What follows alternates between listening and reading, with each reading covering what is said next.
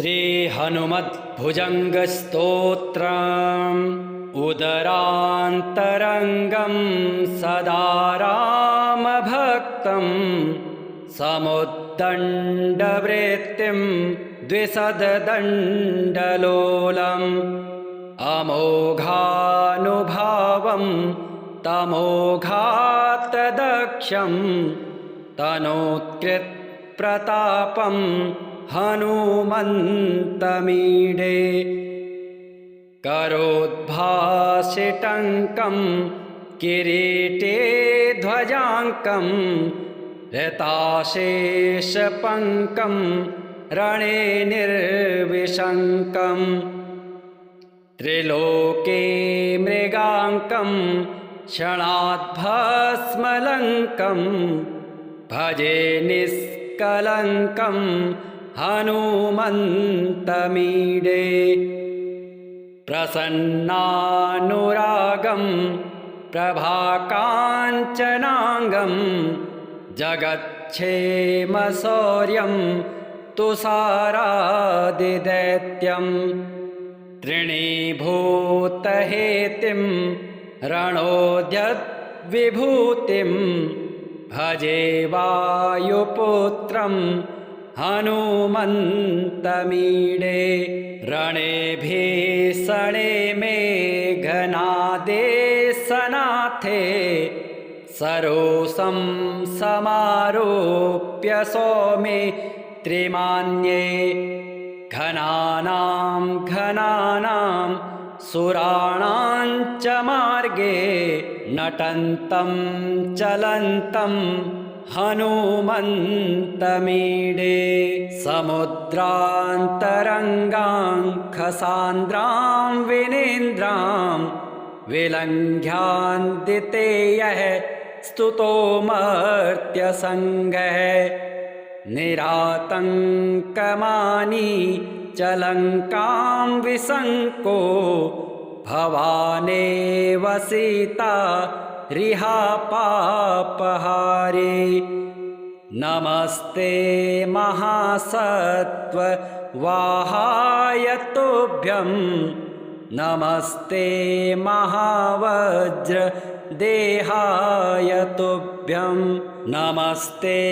कृतारामकार्याय तुभ्यं नमस्ते कृतब्रह्मचर्याय तुभ्यं हनुमद्भुजङ्ग प्रयातं प्रभाते प्रदोषे दिवाचार्धरात्रे च मर्त्यः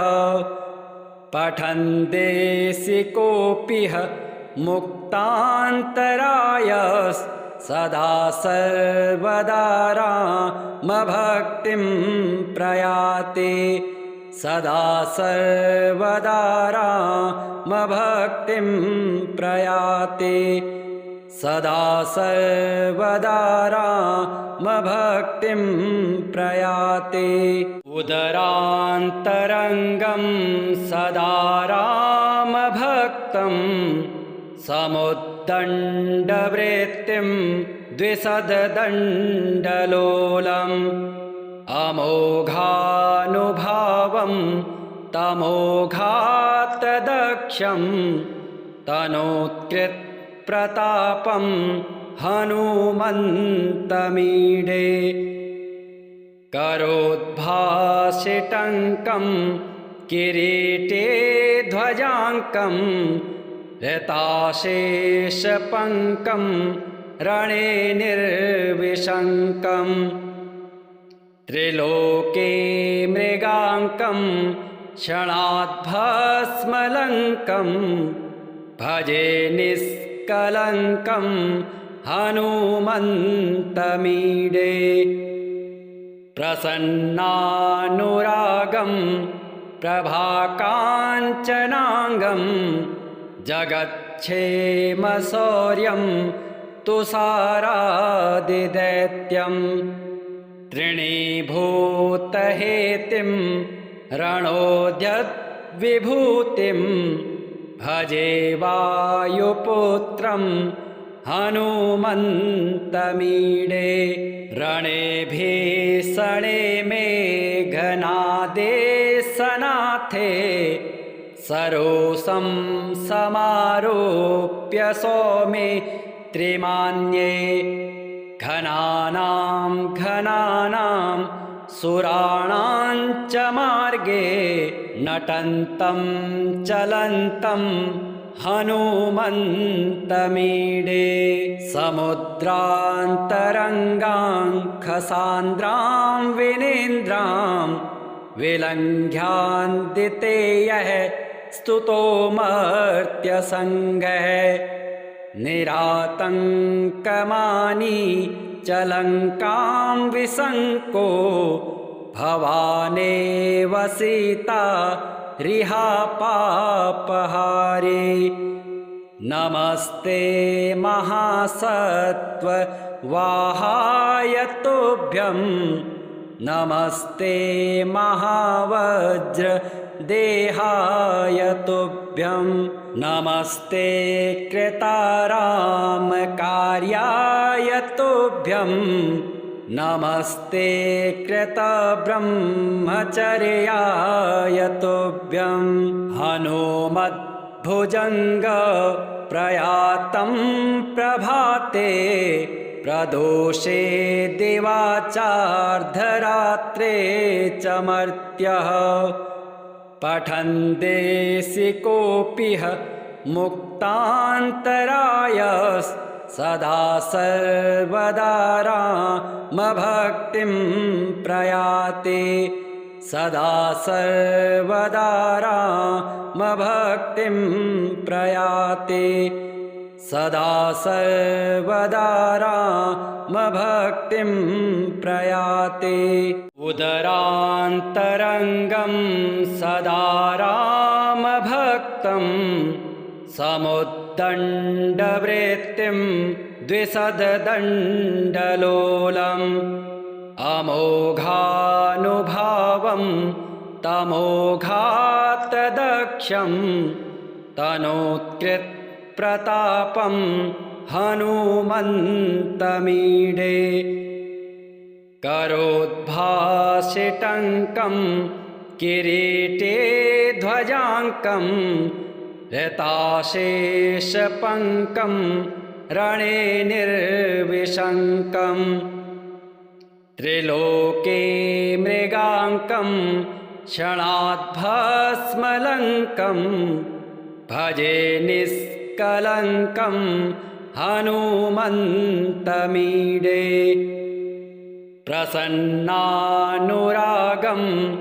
प्रभाकाञ्चनाङ्गं जगच्छेमशौर्यं तुषारादिदैत्यं तृणीभूतहेतिं रणोद्यद्विभूतिं भजे वायुपुत्रं हनुमन्तमीडे रणे भीषणे मेघनादे सनाथे सरोषं समारोप्य सौमित्रिमान्ये घनानां सुराणां च मार्गे नटन्तं चलन्तं हनुमन्तमीडे समुद्रान्तरङ्गां खसान्द्रां विनेन्द्रां विलङ्घ्यान्दितेयः स्तुतो मर्त्यसङ्गः निरातङ्कमानी च लङ्कां विसङ्को भवानेव सीता रिहापापहारे नमस्ते महासत्त्ववाहाय तुभ्यं नमस्ते महावज्रदेहाय तुभ्यं नमस्ते कृतारामकार्याय तुभ्यं नमस्ते कृतब्रह्मचर्याय तुभ्यं हनुमद्भुजङ्ग प्रयातं प्रभाते प्रदोषे दिवाचार्धरात्रे च मर्त्यः पठन्देसि कोऽपिह मुक्तान्तरायः सदा सर्वदा रामभक्तिं प्रयाते सदा सर्वदा रामभक्तिं प्रयाते सदा सर्वदा रामभक्तिं प्रयाते उदरान्तरङ्गं सदा रामभक्तं समुद्दण्डवृत्तिं द्विसददण्डलोलम् अमोघानुभावं तमोघात्तदक्षं तनोत्कृत्प्रतापं हनुमन्तमीडे करोद्भासिटङ्कं किरीटे ध्वजाङ्कं ऋताशेषपङ्कं रणे निर्विशङ्कम् त्रिलोके मृगाङ्कं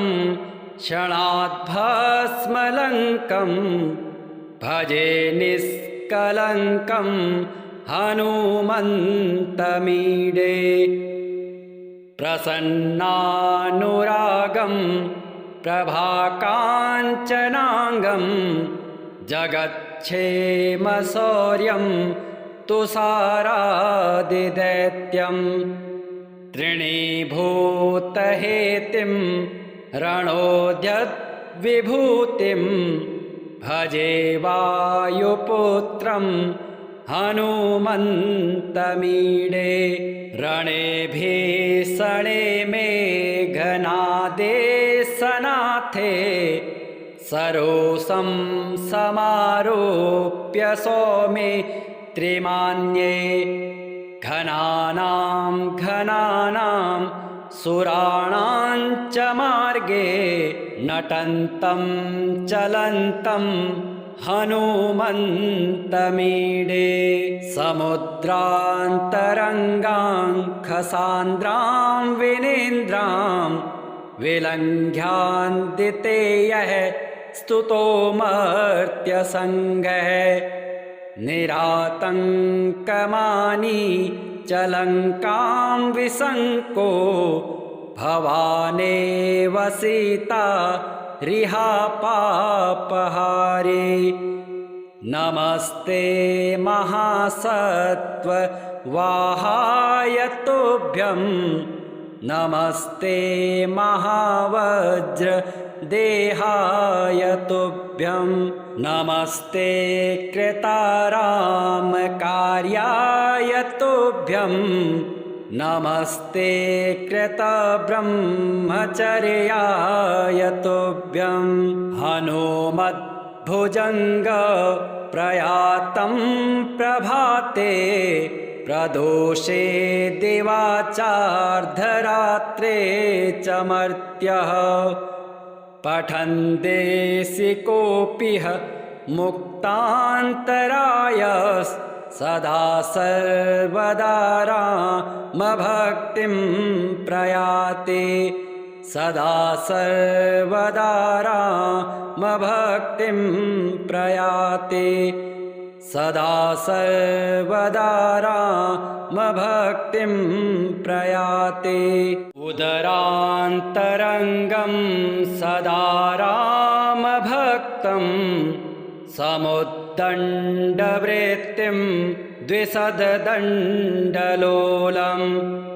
अमोघानुभावं तमोघात्तदक्षं तनोत्कृत्प्रतापं हनुमन्तमीडे करोद्भासिटङ्कं किरीटे ध्वजाङ्कं ऋताशेषपङ्कं रणे निर्विशङ्कम् त्रिलोके मृगाङ्कं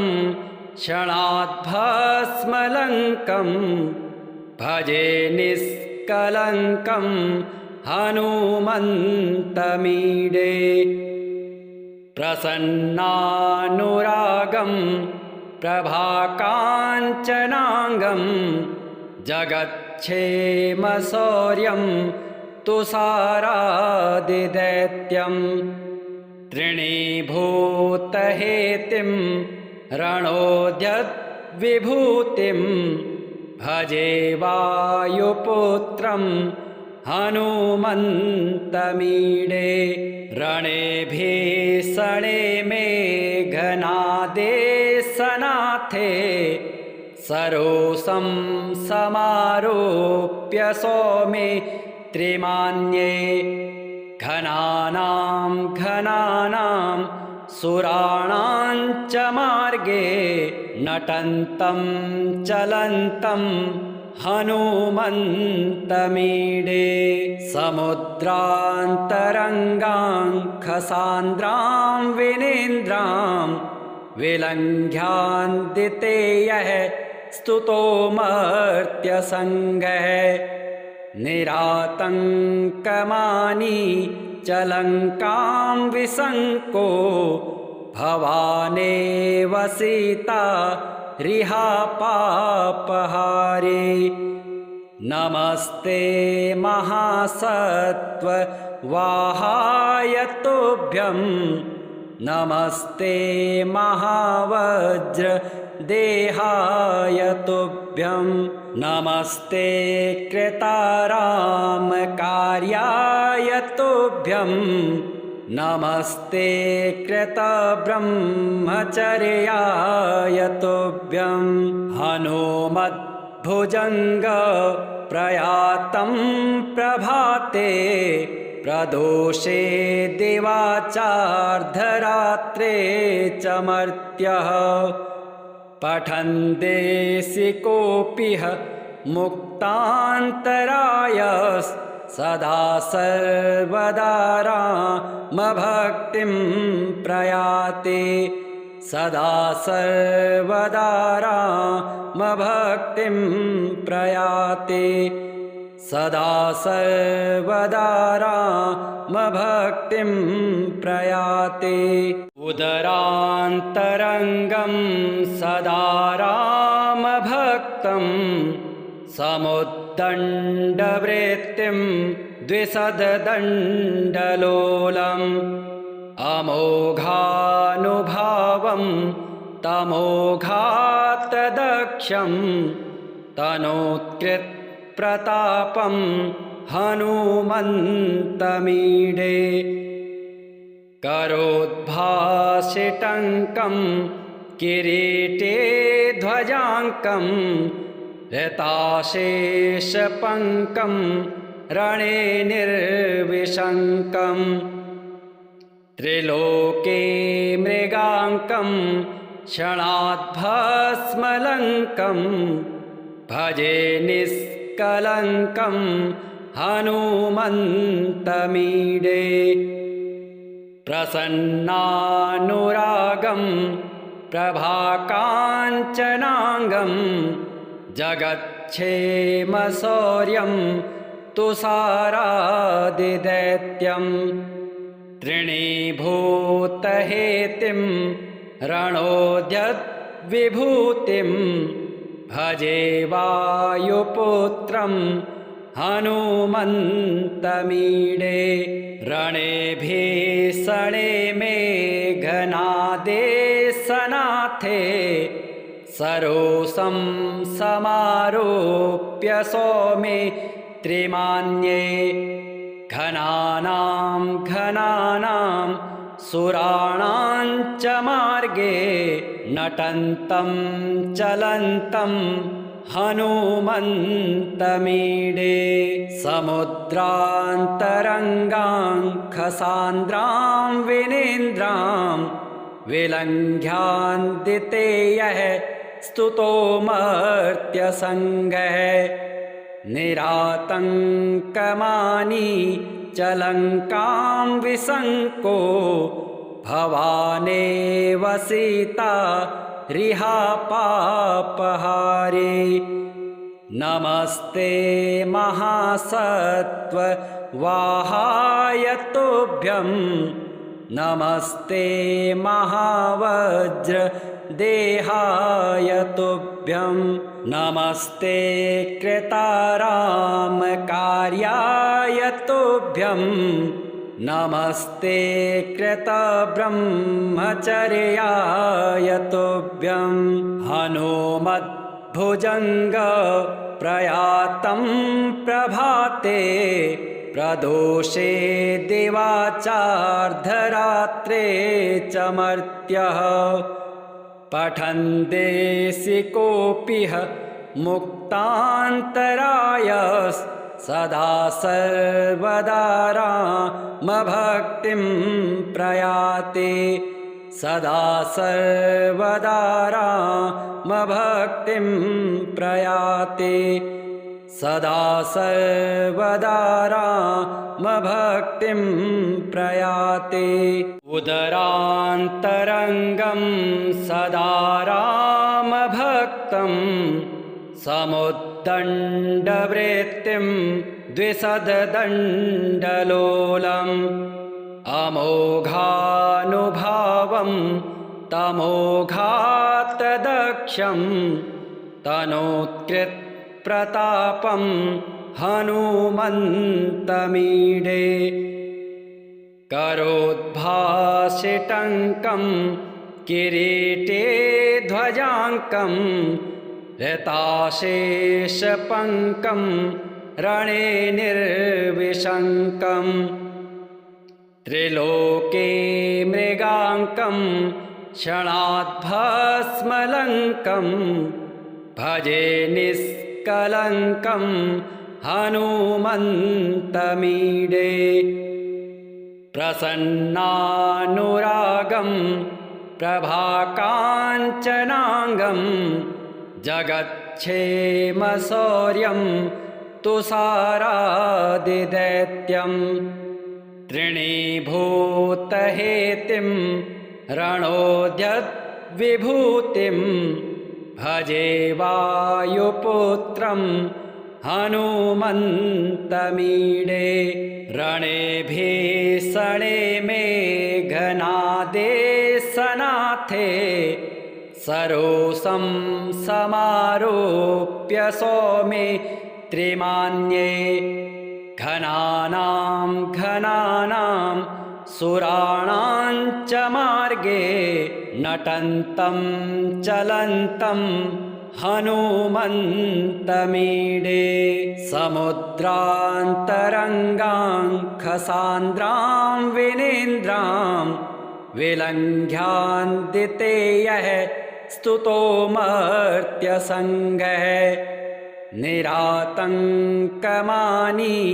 च लङ्कां विसङ्को भवानेव सीता रिहापापहारे नमस्ते महासत्त्ववाहाय तुभ्यं नमस्ते महावज्र देहाय तुभ्यं नमस्ते कृतारामकार्याय तुभ्यं नमस्ते कृतब्रह्मचर्याय तुभ्यं हनुमद्भुजङ्ग प्रयातं प्रभाते प्रदोषे दिवाचार्धरात्रे च मर्त्यः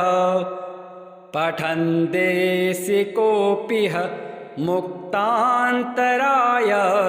सदा सर्वदा रामभक्तिं प्रयाति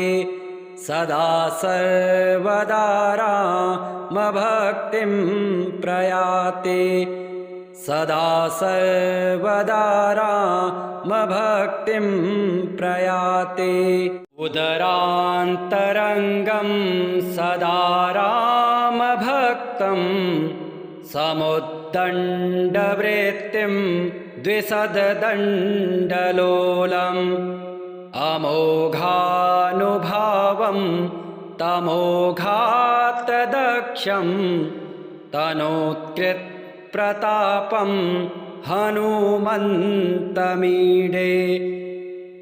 करोद्भासिटङ्कं किरीटे ध्वजाङ्कं ऋताशेषपङ्कं रणे निर्विशङ्कं त्रिलोके मृगाङ्कं क्षणाद्भस्मलङ्कं भजे निष्कलङ्कं हनुमन्तमीडे प्रसन्नानुरागं प्रभाकाञ्चनाङ्गं जगच्छेमशौर्यं तुषारादिदैत्यं तृणीभूतहेतिं रणोद्यद्विभूतिं भजे वायुपुत्रं हनुमन्तमीडे रणे भीषणे मेघनादे सनाथे सरोषं समारोप्य सौमे त्रिमान्ये घनानां सुराणां च मार्गे नटन्तं चलन्तं हनुमन्तमीडे समुद्रान्तरङ्गां खसान्द्रां विनेन्द्रां विलङ्घ्यान्दितेयः स्तुतो मर्त्यसङ्गः निरातङ्कमानी च लङ्कां विसङ्को भवानेव सीता रिहापापहारे नमस्ते महासत्त्ववाहाय तुभ्यं नमस्ते महावज्रदेहाय तुभ्यं नमस्ते कृतारामकार्याय तुभ्यं नमस्ते कृतब्रह्मचर्याय तुभ्यं हनुमद्भुजङ्ग प्रयातं प्रभाते प्रदोषे दिवाचार्धरात्रे च मर्त्यः